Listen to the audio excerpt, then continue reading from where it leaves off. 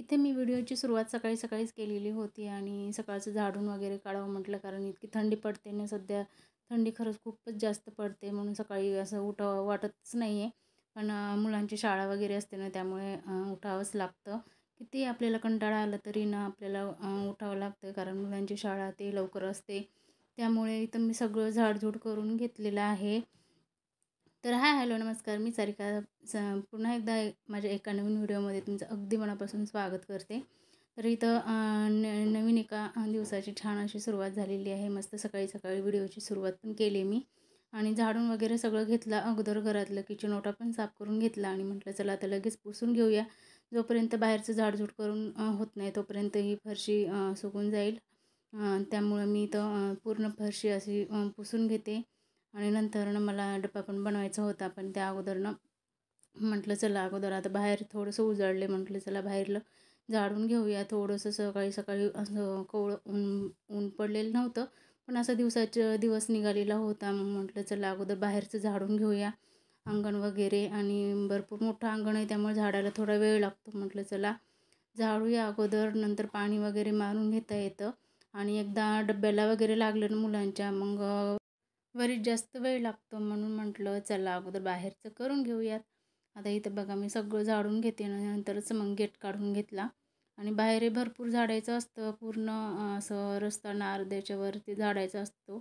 त्यामुळं झाडायचं भरपूर आहे. त्या अगोदर मला हे केलं ना झाडून तेवढं, तर थोडंसं रिलॅक्स वाटतं. नाहीतर मग वरी डब्याला वगैरे डब्बे करायला गेलं आणि बाहेरचं असं झाडायचं राहिलं.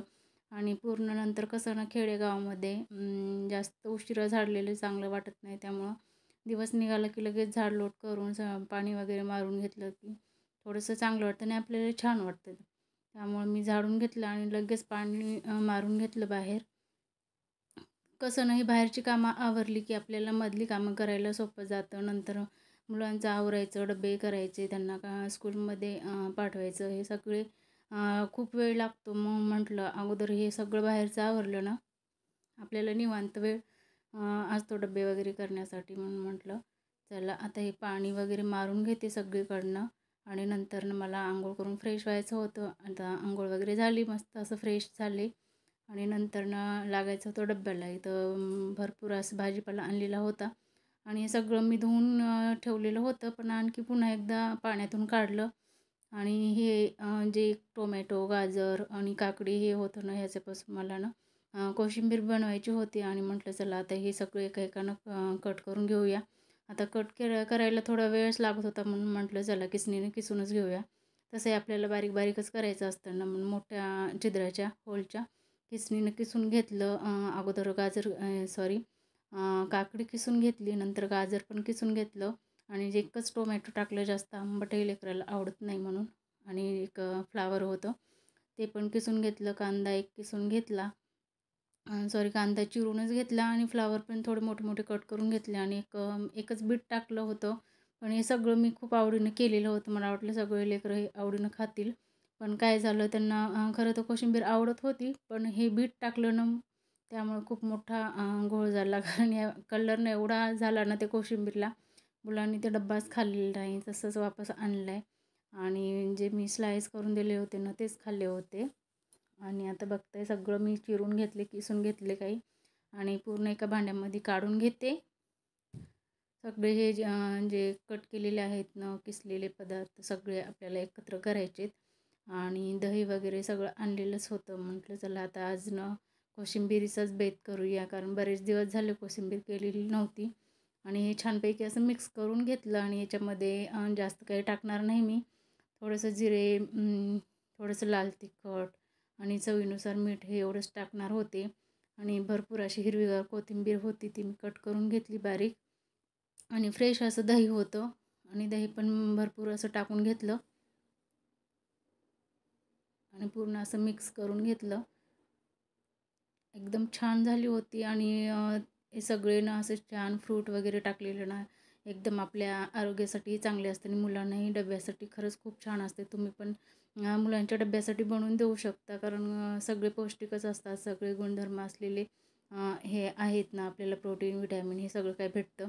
आणि मुलांना असं बीटही खायला द्यायचं असतं, कारण पूर्ण रक्ताभिसरण प्रक्रिया चांगली होत असते. आणि याच्यामध्ये ना मी पूर्ण असं कोथिंबीर टाकून घेतलं. आता पीठ मळून ठेवलेलं होतं अगोदरच, आता छानपैकी मुरलं होतं. म्हटलं चला आता चपाती टाकून घेऊयात. आणि मी छोटे छोटे छान चपाती टाकून घेतले मुलांच्या डब्याला देण्यासाठी. आणि मुलांना कितीही कशाही चपात्या करून दिल्या ना, मुलांना खरंच ते डब्बा त्यांच्या आवडीनं खायचं असेल तर खातात. जर भाजी वगैरे काही त्याला चांगली असेल तर पूर्ण फिनिश करतात, नाही तर मग अर्धे खातात, अर्धं तसंच आणतात. असं असतं मुलांचं. त्यामुळं मी इथं छानपैकी अशा चपात्या करून घेतल्या आणि असे त्रिकोणी घडीच्या करून घेते, जेणेकरून मुलंही छान खातील आवडीनं. नाहीतर मग असं हे केलं ना, पूर्ण असं जराशी फुगली नाही ना, मग मुलांना तर खरंच आवडतच नाहीत असल्या चपात्या. आणि खूपच मुलांचं हे नखरे असतात, असंच करायचं तसंच करायचं, त्यानुसार करावं लागतं. शेवटी आपल्याला वाटतं की पूर्ण डब्बा दिलेला मुलांनी फिनिश करावा, जेणेकरून कसं ना खूप वेळ शाळेमध्ये जातो त्यांचा त्याच्यामुळं. आणि असं अर्धवट जेवण केलं ना त्यांनाही हे होत नाही.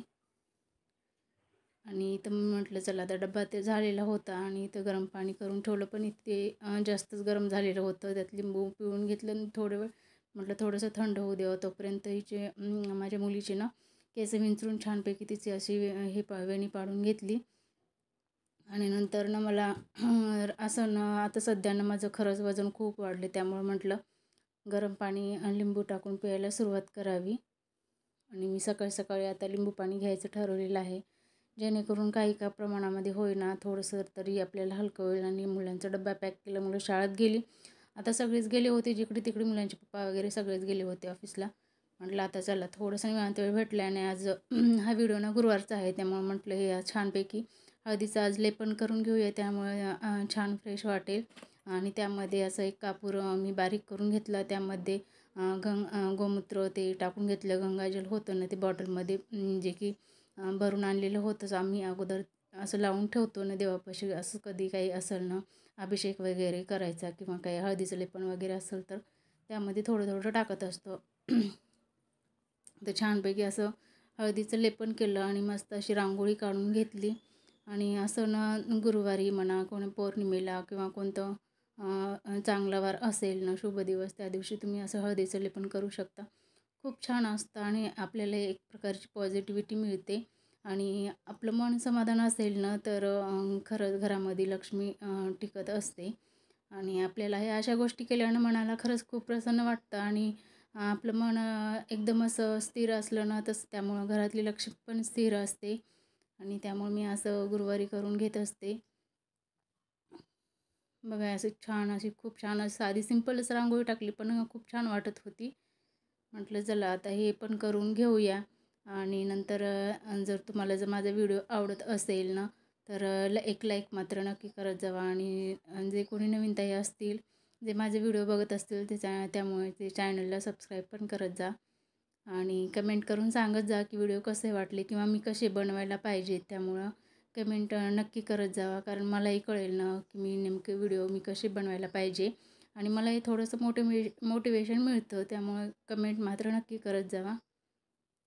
आणि इथे छानपैकी असेच थोडे ना छान स्टार काढून घेते.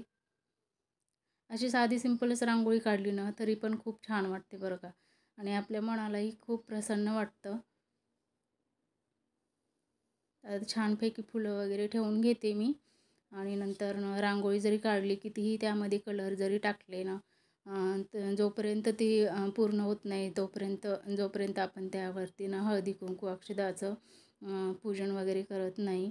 आणि इथं मी फुलं वगैरे टाकून घेतली आणि मग याच्यावरती ना मी हळदी कुंकूसुद्धा मी वाहून घेणार आहे.